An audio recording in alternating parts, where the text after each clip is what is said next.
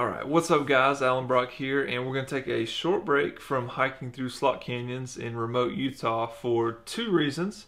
First of all, my day 4 video from that trip, not that inspiring. I am beat. Do I look beat? The weather wasn't great, we hiked a long way, I was exhausted, the images show it. The video's decent, but yeah, it's not high on my priority list to put out right now. I will get it out soon, but yeah, just not something I'm really looking forward to putting together. But the main reason, or the second reason, is that an image I took a few months ago has been put in a magazine, which is a big deal for me because I've never had an image in a magazine before.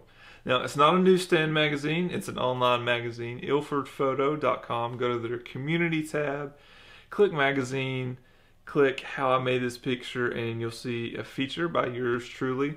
It's an image I took of some trees reflected in water. If you follow me on social media, Twitter, Instagram, then you've seen this image before.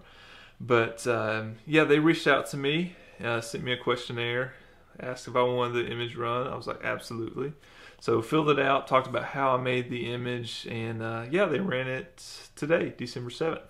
So pretty exciting, because when I was getting started in landscape photography, I always thought that I would have made it whenever I got an image in a magazine. So I guess I've made it. Yeah, probably not, but still for me, a big deal. It's always exciting to see your work out there. So go ahead, click on the link below, check it out, and let me know what you think. But I want to spend the rest of this video talking about how I made that image, because really I made the image long before I actually clicked the shutter. Clicking the shutter was just a formality. And this is something that large format has kind of forced me to do with a lot of images, and I think it's really improved my work. And I think if you guys out there can try to pre-visualize images, I think you'll notice a big difference in your work as well.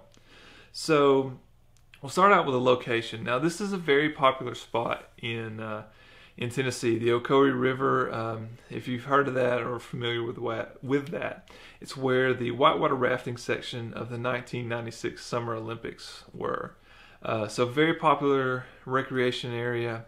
I hate to ruin the romanticism of the image, but the road is about 20 feet behind me from where I had my tripod set up in that image.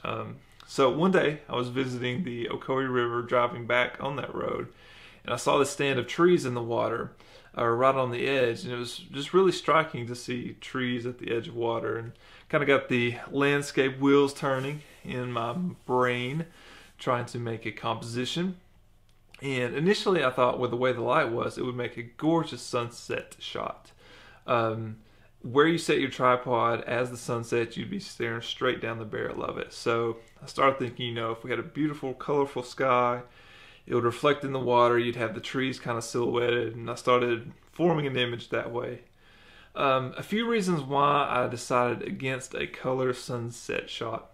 First of all, beautiful sunsets are notoriously difficult to predict, and especially where I'm at in Tennessee, we're kind of in a valley, so you have to have the absolute perfect conditions of very high clouds, no clouds on the horizon so the sun can slip underneath them.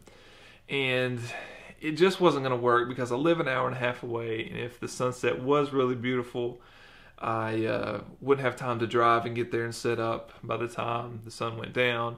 And I just can't waste all that time thinking there may be a good sunset if it didn't pan out. Furthermore, I needed completely smooth water to get the trees reflected in the water. A lot of times late afternoon, you know, boats have come by or it's windy. So a lot of elements involved on why a sunset shot wouldn't work. But there was still something there. I still felt there was something good there. And I started to think, you know, black and white. What reflections can we get in black and white? The issue with that was the trees in the water. The lake is surrounded by mountains, and the trees in the water were the exact same tonal value as the mountains. So if you took a black and white shot, those trees are going to completely blend into the mountains. So I needed a way to separate trees from mountains, and obviously fog would do that. And so I really started to envision this kind of surreal fog shot where all you would see were trees reflected in the water, there would be no surrounding land, and it would just, yeah, it would be really calm, but kind of, how are these trees just sitting out in the middle of this white space? So I needed fog. I started to envision a fog shot, and I learned very quickly that fog is also hard to predict. It was in the summer when I first started thinking about it and realized I needed cooler weather. I whiffed a couple times. I would wake up early in the morning and no dice, it would be clear, but finally got the perfect conditions. It rained the day before, it got cool at night, and that moisture set in. Woke up really early in the morning. Almost didn't make it because one thing I didn't factor in is how foggy it was. I had to drive so slow to get there. So I was panicked I wouldn't get there before the sun had burned the fog off. In fact, on my drive in, when I was about 5 minutes away from the lake, I hit this completely clear patch, and I just panicked. My heart sank. I was like, oh, it's already burned off. But apparently it was just some random opening in the fog. About another mile, I drove back into the fog. Got to my location, set up. Beautiful morning, even though the road was right behind me. You know, the fog kind of muffles the sound, so you felt like you were just in this kind of mythical, magical location. It was really beautiful, even though it was right beside the road. Initially, I had envisioned maybe just isolating a single tree and composing that way. And I still think that would be a good image, but I don't have a long enough lens. So I used my 180mm lens, kind of isolated a group of trees, made sure I didn't clip any branches off, and then also the water was very calm, very still, but I still wanted a really long shutter because if there were any ripples, I needed those to smooth out. So stopped it down, used about I think it was a 40-second exposure, and really came out with the image I had envisioned long before I clicked the shutter. So the point of all that story, the point of how I got this image, is to encourage you guys as aspiring landscape photographers to start to envision shots in your head. Just always be on the lookout for scenes that you would think would make a good landscape shot, and then start to think it through. Think about what light it's going to be good in. Do you need specific atmospheric conditions, or is it going to look better in fog? Key tip, almost everything looks better in fog, by the way. But start to think about, how is this going to look best? How do I need to compose it? What lens do I need to use? And I really think you'll see a huge bump in the quality of your landscapes. It's something that large format has forced me to do. It's very difficult to just come up on a shot with large format and take it. You kind of have to think about what the light will be beforehand.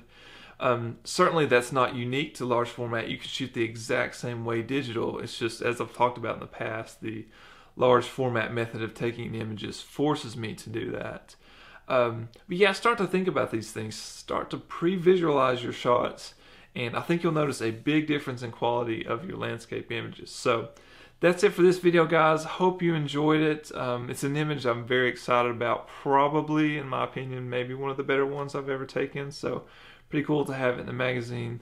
Thanks for watching. Hit the like and subscribe. Pre-visualize your images. We'll see you next time.